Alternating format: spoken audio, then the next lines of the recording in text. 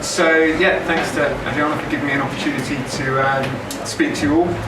So yeah, I'm trying to measure my lifelong learning, and I'd like to spend the next few minutes trying to tell you about it. In sort of summary of progress so far. So going back to the 90s. So where were we? How far have I got? So going back to the 1990s from the GCSEs, I've got kind of a record of formal learning, but I suppose really it's only in the last 2.5 years that I've been tracking my learning on a day-by-day basis. So that goes into about 3,000 sort of discrete learning events. And what are these learning events that we're talking about? So to sort of give you an idea of scope, it's kind of the projects, not just the jobs I've done, but the projects I've worked on, books I've read, and all the way going down to sort of if I'm reading web articles that I find particularly helpful and educational, whether it be sort of a general opinion piece or specifically I'm trying to code at the moment for the first time, so that's obviously quite a lot of learning.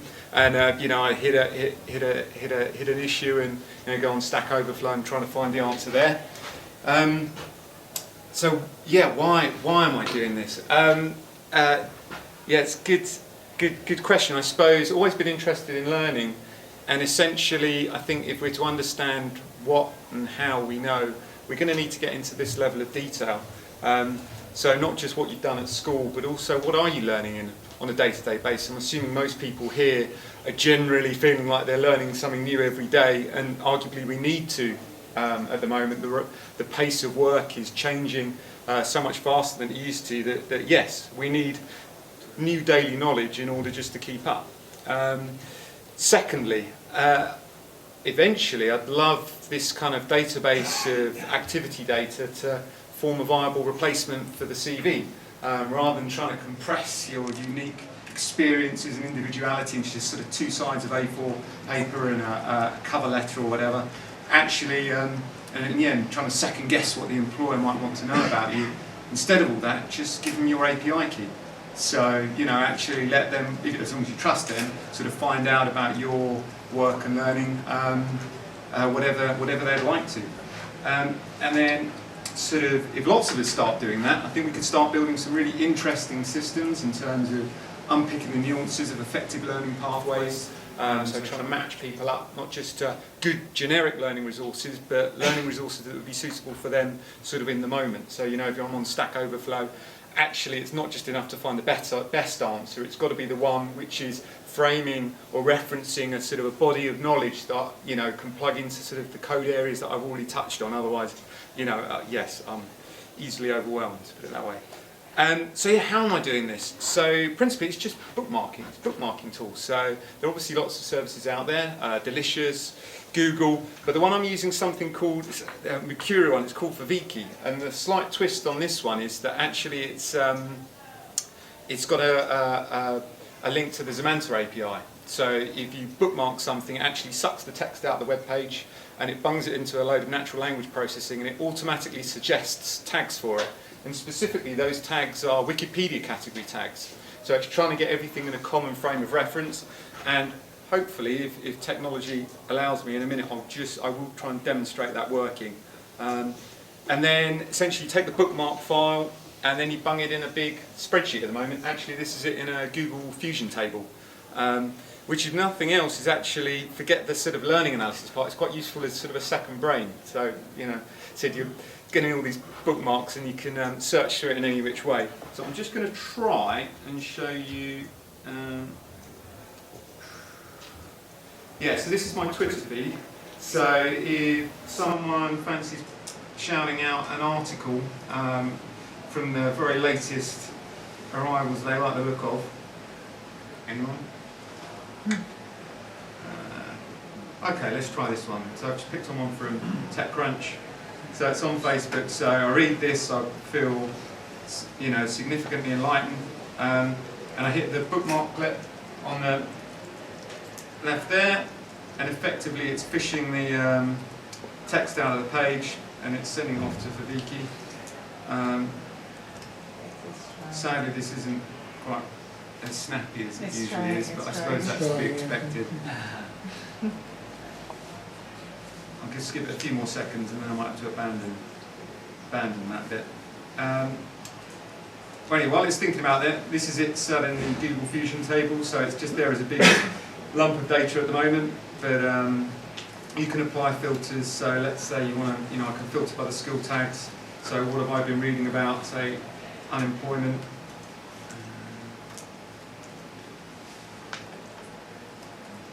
You can filter there. Oh, it's my spelling, yeah, that, sorry. Okay, so, lots of web articles around unemployment. That's related to sort of another project that I'm working on that I might be able to touch on if I've got time at the end. Yeah, for Vicky, sorry, I'm going to have to give up on that one. Anyway, it usually works. Here we go. So, that's a lot of data. In terms of what you can do with that data, so trying to visualise it. So that's a 30,000 hour Wordle. So the size of the letters or tags is the amount of learning activity against that tag, and then I've split out the colours, so into red, green and blue. So the redness is the amount that knowledge has been used in the workplace. The amount of greenness is an aggregate of the recency of that learning activity, and then the blueness is the extent to which it's been formally learned or assessed. So, if you've got really good eyesight, you can see there's some tiny little blue ones at the back there, so that's things like mechanics that I did for A-level maths that was, in the long distant past, and I haven't rightly or wrongly used it since. Another way of visualising it, you can get that data and then you put it into a tree map. So this is just using Google Charts API, which I've got to say, I'm really not very good at coding, but they do make it very easy to use. So if you do need a charting tool, I do recommend go and have a play in their sandbox. You can just pick whole lumps of code that they give, just drop it in a clean web page, and then it'll appear and you'll feel more capable than you actually are, like I did. So yes. The high-level categories here are from something called ONET, which is the US Department of Labour occupational database. So they've got these high-level categories.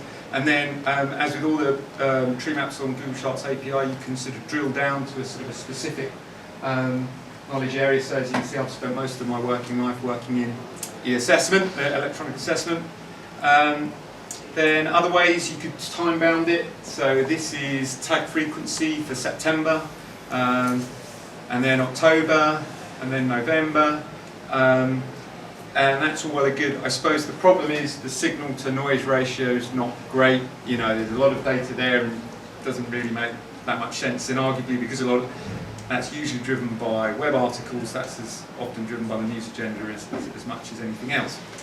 And there are some other challenges as well, so I don't know how familiar with the concept of sort of big data any of you are, but this is a printout, of the stuff, and there's sort of 30,000 data points or whatever. Just to generate that Wordle I showed at the beginning, that was 50,000 calculations. That was kind of making Excel creak a bit, which, all right, isn't the ideal thing to use. But if you were to try and provide schools tools like that at scale, then you'd have a bit of a challenge. Velocity, so I'm taking about 6 events a day. Facebook apparently about once every 10 days on average someone puts something new on their timeline. So once again, if you're going to try and scale it up, then you're going to need a good database person. Variety, so there's obviously quite a lot of different data in there already, but there's so much more. All these organisations have data that I would love to be able to incorporate, because I think it either helps analyse or evidence the sort of learning activity that I've been undertaking. And then veracity, as with all ePortfolio stuff, it's two things: it's claims and evidence. So I can claim that I've written a blog post, and actually I can embed in the learning record a link to that blog post. You can go and look at that and go, okay, that makes sense. But what if I claim I've been to a specific conference? That gets a little bit more tricky to verify. What if I claim that I've read a book? And actually, it starts getting into the really grey areas. You've only got to go onto Amazon to read the reviews of books to know that you can read exactly the same book, but actually get very different value from that experience. So yeah, is it hopeless? Should I just give up? Well, Not yet. I think. I mean, for the volume and velocity stuff, technology is marching on at such a pace. So in terms of the hardware, hard drives are getting better and better, and things like Apache Drill that I don't really understand, NoSQL I don't really understand, but there are lots of tools out there that at scale sounds like they can really help out. Variety, and I'm guessing most of the people in the audience are more technical than I am, but it sounds actually quite exciting in terms of things like standard schema.org and RDFA Lite, the semantic things, the things that are going to turn the web into a big database rather than a big sort of book of pages that we, can't really understand that well without looking, without actually reading them. And then finally, in terms of veracity, there's things like linked data. I mean, actually all the stuff that goes into here, this is all time-stamped, so it's not beyond the realms of possibility. If this was sort of on a trusted system, a secure system, you could just evidence, when these events were being tagged, that could add to the credibility. Reputational network, if I claim that I've worked really hard on a project and I say, can we endorse that? And Ken's go, no. And then that's going to look bad. However, I work with Neil on that, and I'd be willing to put, my endorsement. So like what LinkedIn are doing, they're obviously doing it quite generally, but actually make it more specific. And unlike LinkedIn, actually put you in control about who you share that data with. And sometimes, all this analysis with the big data stuff, so all this stuff, actually, and one of the things I've found useful is it just helps you identify the right small data. So going back to this example, the November thing, we got so much data, too much data, and actually if you play around with it for a little bit, you actually come up with a simplified one. And this was actually, rather than just looking at absolute tag frequency, this was looking at relative tag frequency. So the things that I tagged for the sort of proportion far more in the month of November than previously. So, and actually that's a pretty good representation of what I was learning in November. What an exciting life I lead. Just wrapping up, 30 seconds, two things. So the semantic vocabulary is the stuff. If you look at w3.org, if you're anywhere that way inclined, go and look at the proposals for standardising the vocabulary of the semantic web. If you're in health data or fitness data, whatever it is, go and have a look and see if they're doing it right, and if not, tell them. And then finally, it'd be great to get some support on, there's an open bookmarklet tool. Actually, I've probably run out of time to go into in detail, but if you're interested in the stuff that I've been talking about, then please come and find me afterwards. I'll be hanging around later. And finally, my day job is actually, I'm trying to set up a non-profit psychometric testing company.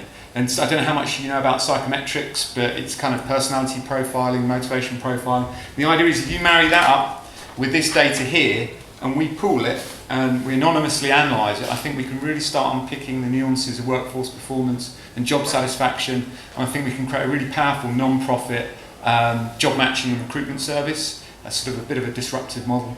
And so if you go to omnifolio.org, there's a video there that explains it, frankly, far better than I ever do. So if you go there and you like the sound of it, sign up. That would be a real help. Thanks for your time. Any questions? Excellent. Thank you. I find it particularly interesting because it's a lot of that data you were sharing from different data sources and your web presence and your data management. That's how I got to QS all those years ago, sort of my web stuff, and I wanted to keep track. This is very good. Thank you very much. I hope there are some questions.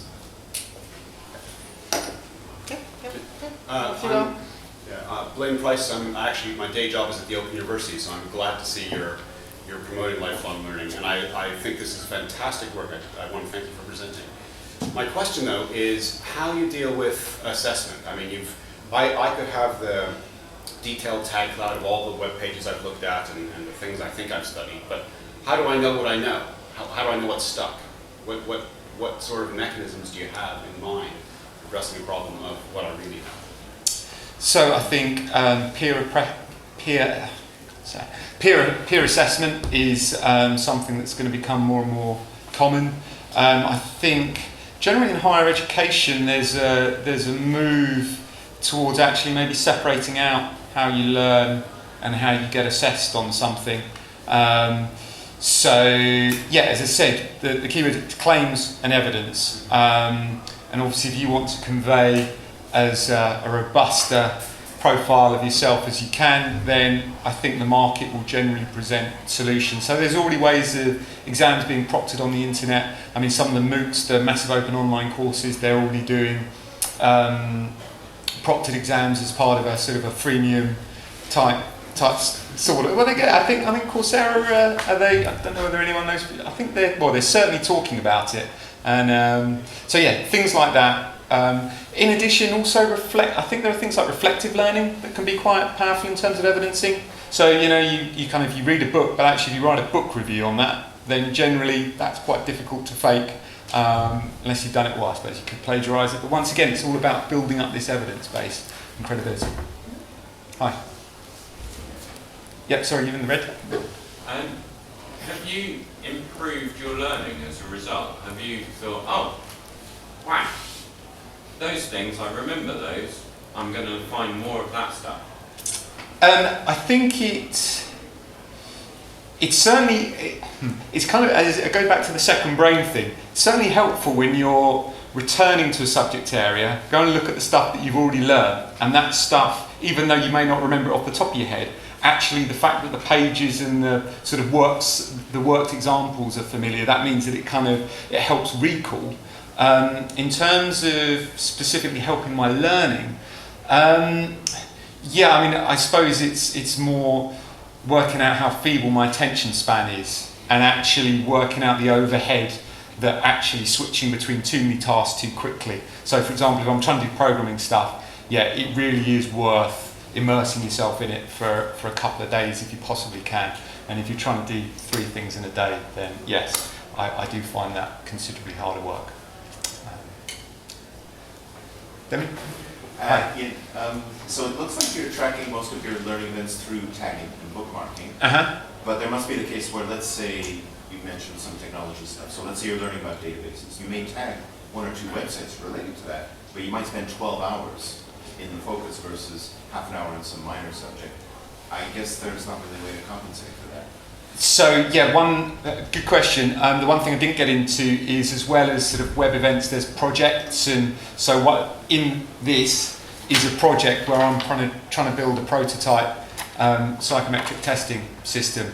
So, and that's obviously that's an ongoing project, and yes, so that kind of learning would be implicit. And generally, hopefully evidenced at the end of it by a working psychometric testing system.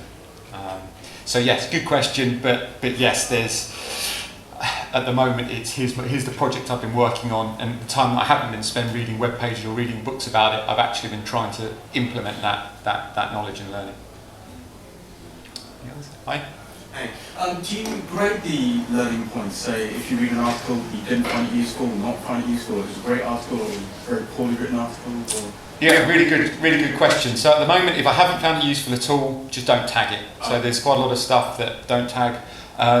But actually, one of the things I'm excited about that bookmark thing is I think that would be a really useful feature to add. The Viki effectively just lets you add the bookmark and then add the tags, when actually I think one where you're able to say how useful that learning was, that would be a useful extra bit of data. And also I've got to say, for Viki, it's got to be the only social media site on the web that actually doesn't want any more users. So actually they've totally removed their login page. I mean, I think it's just one guy who just run the service for free. So again, why I think it would be really helpful if there was, particularly for the tagging stuff, a sort of a more open solution. So actually I've been talking with Mozilla last week, and I need to go back to them with more specific suggestions. But yeah, if you're interested and you've got any extra ideas, please come and find me afterwards. Thank you. Oh, there's one at the back, sorry, one more. Data gets really interesting when you start consolidating it with other data. And I'm also a keen fan of tracking everything, as you know. So you are, yeah. So what I found is there's other services like Rescue Time and Chrono something. And what they do is they track what you do on your laptop. And I just wondered if you could share some thoughts on what it would be like if we could actually start putting that data together. Because if, like you say, I buy, I don't know, War and Peace off Amazon, doesn't necessarily mean I read it. Then if I've got another application that tracks what I'm doing at a particular time, it becomes more and more difficult for me to falsify it. And what would be the point anyway, so I'd just be lying to myself. So do you know like any way that we could consolidate data at the moment with the tools like the fusion tables or anything? Not specifically. I was looking at one of those tracking things, but it was only for a Mac, and I'm still using a PC. So I wasn't able to play with it. But yes, that's certainly another strand of evidencing it, and also, yeah, making it even easier. I think there is something to be said for the man. Just one last point, as you know, me. I did try a thing where it automatically tagged. I was using the Alchemy API, which kind of, you fire all the URLs at it and it comes with a load of tag suggestions, but natural language processing isn't good enough yet, so there was a lot of odd tags in there. You need that manual filter. So yes, thank you. Thank you very much. Next one.